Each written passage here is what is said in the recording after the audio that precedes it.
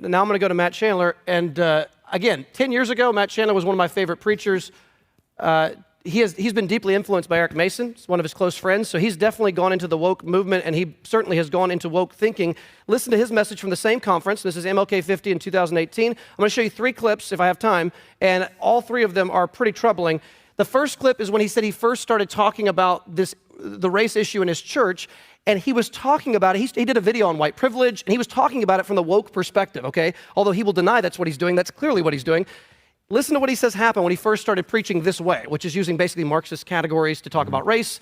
That's not what he would say, but that's what he's doing. Listen to what happened when he first preached on the issue of these racial issues. And yet, there were these inconsistencies around this topic that were confusing to me. And again, I'm not talking about fools. 300 fools left when we first broached the subject.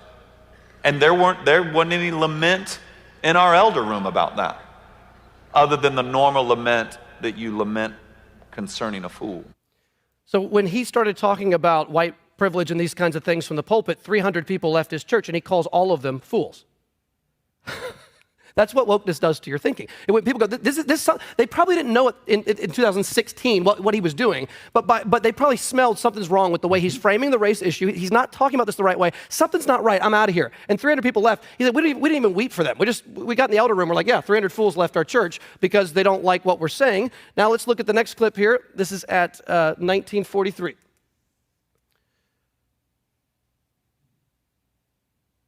A lot of this is going to hinge on relationships. And now I want to clarify something. I am not asking you to find the black person that agrees with you. If you couldn't tell, a woman in the audience yelled at the top of her lungs, "Hell yes," when he said that. Agrees with you. But I'm not going to blame him for that. Let's keep listening. Becoming friends with the African American that agrees with everything you say isn't helpful to you as a white evangelical, and probably has that African American trying to win approval or position. Wow. So let me translate. If you find an African American and you hire him into a church that's mostly Caucasian American, and that person does not embrace the woke worldview, then what he says is that person is probably, he's a black person trying to win approval or position. He said probably. That is in and of itself a racial stereotype. So again, this is what wokeness does to your thinking. I have loved Matt Chandler for many years. I learned a lot from him 10, 15 years ago in Bible college. He was one of my favorite preachers. I recommended him. I've read his stuff. I've been a huge Matt Chandler fan up until the last, 4, 5, 6, since 2018. And this is the kind of stuff that he is saying. Greg, reflections on that comment? Well, like I said, that's just absolutely racist. And I think this gets to another aspect of critical race theory is it assumes that it can identify all the motives of someone's heart that they themselves don't know. And if you say, no, that's not true, think about this. As Christians, we can make claims about people's minds and hearts if Scripture does. So we have an overarching perspective by which to speak about somebody. This movement, you said it, it's taking religious tones. We know your heart. And you are fundamentally sinful in this. You are fundamentally broken in this. And so if any black person anywhere wants to become a member of a more white church and they're not talking like him, well, you obviously are deficient as a black person. You're trying to win approval and position. And so it's assuming a motive that how do you even begin to measure that? You assert it, you say it, and you move on. Because in situations like this, there's no, well, let me prove that to you with examples, with statistics. No, that's just how it is. And hey, it's an emotionally gripping narrative, so hey, let's just go with it. That's how it works. Okay, this is the last one. This one's the most famous of his whole message. If you've seen By What Standard, you've seen this clip already. Listen to this. Before I play it, so if you listen in context, if you remember, the Village Church, his church used to have, it was a multi-site church. They had a bunch of big campuses. And then they decided to stop, which was, I think, a noble thing. So Matt Chandler's only pastoring one in-person church, and the other campuses are, multi-million-dollar buildings with thousands of people, and they're giving them to new lead pastors. that make sense? So they're finding new lead pastor, which I think was I think that was a wise thing to do. And when they were in the process, they hired a firm, and he said, I want you to find me an African-American man who can pastor one of these campus churches. And there's nothing inherently wrong with that, but listen to what he says here. And so one of the firms that's helping us find men said, let me ask you a question, Pastor Matt. If we find an Anglo 8 and an African-American 7, which one do you want? I said, I want the African-American 7. And he said, what if we find an Anglo 8 and an African-American 6? And I said, then give me the Anglo 8, because the African-American 6 will look and feel to our people like the kind of tokenism that I'm preaching against. I think it's phenomenal if he has an African-American pastor pastoring one of his churches. That's phenomenal. I got absolutely no problem with that. That would be great. I got no problem with that. Here's the problem. Do you hear the logic? If I have a less qualified African-American pastor, I will take him over a more qualified Caucasian-American pastor. Something is just deeply wrong with that way of thinking. If you're going to find one lead pastor for this campus church over here with 2,000 people, I want to find the best person you can find, is who you want to put in there, regardless of skin color. If the person is African American, awesome. If they're Asian American, awesome. If they're white American, awesome. Hispanic American, awesome. I don't care what their skin color is. I just want to find someone who's going to be good at leading that church. And so to say, I'm going to pick a 7 over an 8 because of skin color, that is a woke way of thinking. This is really impacting what they call like major evangelical places. So this is Eric Mason, again, a guy I used to endorse. 10 years ago, I would have endorsed his book on manhood, which I still have at my house. I liked Eric Mason 10 years ago. Now, I don't even know what has happened. He's gone. He's the one that wrote Woke Church. Now, I want you to hear, because this is hard to believe. This is at a Gospel Coalition event.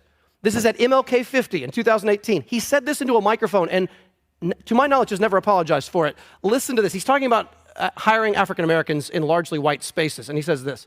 In which you try to cause racial reconciliation, like through hiring non-qualified African Americans to be the multi-ethnic engineers in your local churches. And you know they're not qualified because blacks haven't hired them.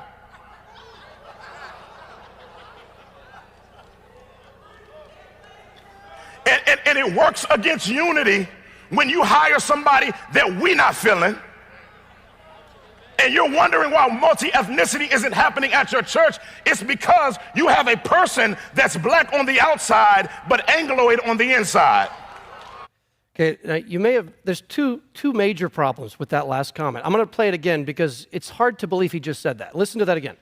And you're wondering why multi-ethnicity isn't happening at your church. It's because you have a person that's black on the outside, but Angloid on the inside.